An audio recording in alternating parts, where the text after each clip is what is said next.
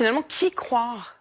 C'est ça le grand sujet, c'est que, en fait, cette étude, moi je la remets en cause totalement pour une seule raison que vous allez bien comprendre, c'est que dans le groupe hydroxychloroquine, ce sont des malades beaucoup plus graves que dans le groupe contrôle.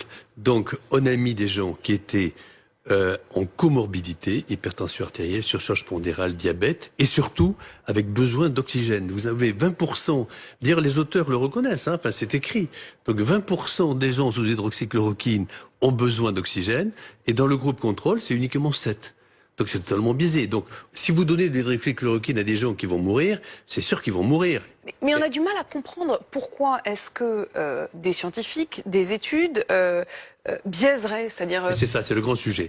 C'est le grand sujet que l'on se pose tous, au fond. Vous connaissez ces conférences Chatham House à Londres. Rappelez-nous exactement. Alors,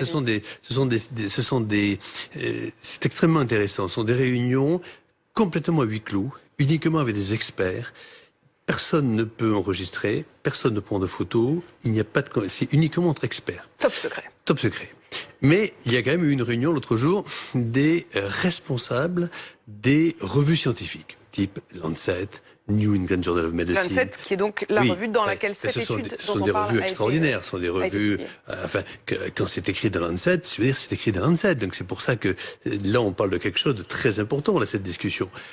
Et ça a fini par fuiter. Le patron du Lancet, Horton, a dit « Maintenant, on va plus pouvoir, au fond, si ça continue, publier des données de recherche clinique parce que les laboratoires pharmaceutiques, aujourd'hui, sont tellement forts financièrement et arrivent à avoir de telles méthodologies pour nous faire accepter des papiers qui, apparemment, méthodologiquement, sont parfaits, mais qui, au fond, font dire ce qu'ils veulent à cela. C'est très, très grave. Mais ce que vous nous dites est très grave. Ça voudrait dire que ce sont les laboratoires pharmaceutiques qui mettent la pression, une pression y compris financière, j'imagine, sur les résultats scientifiques. Mais dans ce domaine-là, vous comprenez qui on peut croire encore aujourd'hui? Non, mais c'est pour ça que je me permets de vous en parler, parce que c'est un des plus grands sujets. Enfin, jamais personne n'aurait pu croire, comme moi j'ai fait de la recherche pendant 20 ans de ma vie, jamais j'aurais cru que le patron du Lancet puisse dire ça, et le patron du New England Journal of Medicine aussi. Ils ont même dit que c'était criminel. Le mot a été employé par eux. C'est-à-dire que, si vous voulez, quand il y a une épidémie comme le Covid, au fond, il y a des gens, nous on voit mortalité, quand on est médecin, ou vous, on voit souffrance, il y a des gens qui voient dollars. Voilà. Eh bien, aujourd'hui, personne ne s'attendait à ce qu'au fin fond de la France, il y ait quelqu'un qui dise plutôt l'hydroxychloroquine, pris au début, c'est un antiviral, c'est un anti-inflammatoire. Pourquoi au début, si on le prend au début, regardez mes chiffres. Bon.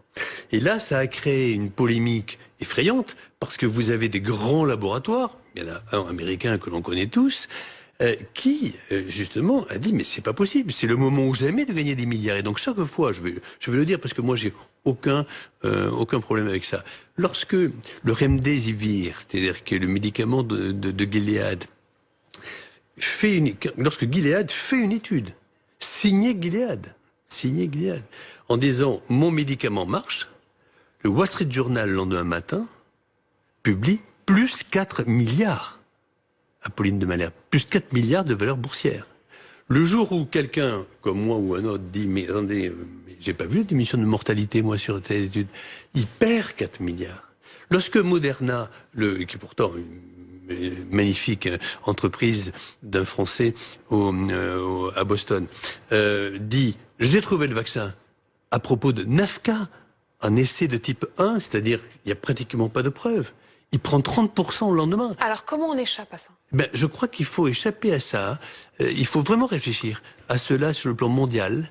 Je ne sais pas, voilà, enfin, je pense que là, je ne sais pas, en fait, vous répondre. Un système qui s'appelle une communauté de brevets, de façon à ce que, si on gagne de l'argent, à la limite, pour les pays riches, bon, dans les pays riches, c'est pas très grave, mais alors on le donne immédiatement aussi, à prix coûtant, aux pays pauvres. En tout cas, il faut changer notre modèle. Mais pour terminer sur l'hydroxychloroquine, si vous me permettez, en fait, le juge de paix, il est très simple et on va le savoir très, très vite. C'est, si on prend par exemple la personne que vous avez interviewée récemment, le professeur Raoult, c'est en fait le taux de mortalité. entre les gens qui sont hospitalisés et ceux qui décèdent. Parce qu'il n'y a aucune raison d'hospitaliser plus à Marseille, ou à Toulouse, ou à Nice, ou à Paris. C'est toujours pour des problèmes d'insuffisance respiratoire, parce que le Covid, c'est l'insuffisance respiratoire. Donc, ce que vous voulez dire, c'est qu'il faudra prendre la population qui a été globale, hospitalisée, oui. la population hospitalisée et le nombre de morts. Et c'est ces trois données-là combinées. Et là, non, simplement celles qui sont hospitalisées par rapport aux décédés. Et là, vous regardez, eh bien écoutez, en France, aujourd'hui, ça c'est les données du ministère de la Santé, c'est 17,6% des gens qui ont été hospitalisés pour Covid sont mortes. Bon. À l'IHU, à l'Institut hospitalo-universitaire à Marseille, c'est 2,5%. Le jour où oui, mais attention, la preuve se fait. Là encore, moi, je me fais aussi l'avocat du diable. Mais enfin, non, mais vous avez raison. Imaginons qu'on hospitalise beaucoup plus de monde. C'est-à-dire, imaginons qu'on décide de les hospitaliser au moindre signal. Alors évidemment, le pourcentage de mortalité sera bien moindre. Bien sûr, c'est pour ça, c'est la raison pour laquelle on a bien regardé avant combien d'hommes, combien de femmes, quel âge, combien d'hypertendus, combien de diabète, ce qu'on appelle l'appariement en épidémiologie. On apparie pour parler de la même chose. Mais ce qu'on a vu, c'est que les gens qui étaient hospitalisés n'importe où en France, il y a une étude qui a été faite. C'est-à-dire oui, c'est au même stade. En fait, c'est au même stade. Vous voyez, moi, j'ai fait partie. À un moment donné, j'ai dit, moi, est-ce que je peux aider parce que je suis médecin. Bon, je suis allé à la réserve sanitaire au 15, donc avec le casque. Bon. Et évidemment, on hospitalisait que les personnes qui étaient en insuffisance respiratoire, vous voyez, parce que mais ça a été partout pareil au fond. Mais qu'est-ce qu'il a fait lui à Marseille? Il a fait une stratégie complètement différente. C'est en dehors de l'hydroxychloroquine ça. Il a dit je vais tester largement. Et donc comme il a testé largement, il a pris des cas plus précoces, il les a isolés, chaque fois qu'ils étaient positifs. Nous, qu'est-ce qu'on a fait ailleurs? On les a laissés dans la famille et dans la famille, ils ont contaminé les gens de la famille. 80% des contaminations sont intrafamiliales. Et c'est pour ça que vous avez ce taux qui est plus bas. C'est pas uniquement l'hydroxychloroquine. Il a traité ces malades, d'accord. Il y a quand même le ministre de la Santé qui, on le sent bien depuis le début, dès qu'il y a ce genre d'études, y compris dans l'hémicycle, a été assez critique. Oui, j'ai vu. Non seulement du médicament, mais aussi de la façon dont le professeur Raoult s'était comporté. Le ministre de la Santé, cet après-midi, a expliqué qu'il demandait au Haut Conseil de la Santé publique de proposer sous 48 heures une révision des règles dérogatoires de prescription des traitements suite à la publication de cette étude. Ce qui veut bien dire que le ministre de la Santé estime que cette étude, dont vous nous dites à l'instant qu'en réalité elle est biaisée, lui, en tout cas, il s'appuie dessus. Non, mais là, lui, il a tout à fait intérêt parce que il a fait un décret, ce qui était assez rare d'ailleurs. Il a fait un décret disant que il interdisait à tous les médecins en France de prescrire l'hydroxychloroquine à qui que ce soit, sauf aux malades qui étaient les plus graves et au sein d'un établissement de santé, les plus graves et qui ont besoin d'oxygène. C'est écrit dans le décret. Ou une défaillance d'un organe. Ou une défaillance d'organe. Et c'est exactement dans cette étude du Lancet, là où ça ne marche pas et où il y a même des complications cardiaques.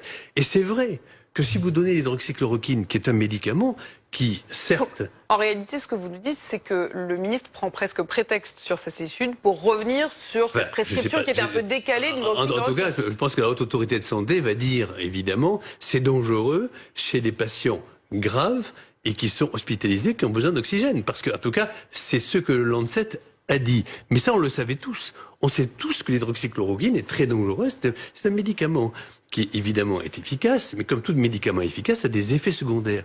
Je suis cardiologue, donc il y a des effets secondaires sur le cœur. Donc il peut donner des troubles du rythme cardiaque. C'est la raison pour laquelle, surtout ceux qui nous écoutent, ne doivent surtout pas s'auto-prescrire de l'hydroxychloroquine. C'est extrêmement dangereux. Donc, évidemment, il faut le donner tout à fait au début. Ça a été la force de Didier Raoult de le donner au début. Mais d'ailleurs, vous savez, hydroxychloroquine ou pas, au fond, en Suède, ils n'ont pas donné d'hydroxychloroquine. En Islande, ils n'en ont pas donné non plus. Ils ont les mêmes chiffres. Pourquoi? Qu'est-ce qu'ils ont fait? Ils ont dépisté largement, ils ont isolé les positifs et ils ont, allez, on va dire, hospitalisé, traité Si c'est pas un antiviral comme hydroxychloroquine, ils en ont pris un autre. Ils ont donné un peu d'oxygène qu'ils en avaient besoin. Et autrement dit, nous, le reste de la population française, en fait, elle est restée chez elle. Au fond, on lui a donné, moi le premier, j'ai dit, comme j'étais au 15, c'était ce qu'on me disait de faire. Je disais, mais écoutez, restez. Si vous êtes malade, restez chez vous. Si vous allez mieux, si vous allez moins bien demain, rappelez-moi, je vais vous envoyer le SAMU. Mais entre-temps, restez chez vous. Mais vous avez combien de personnes chez vous? Je sais pas, j'ai 8 personnes. Bon, d'accord, mais restez avec eux.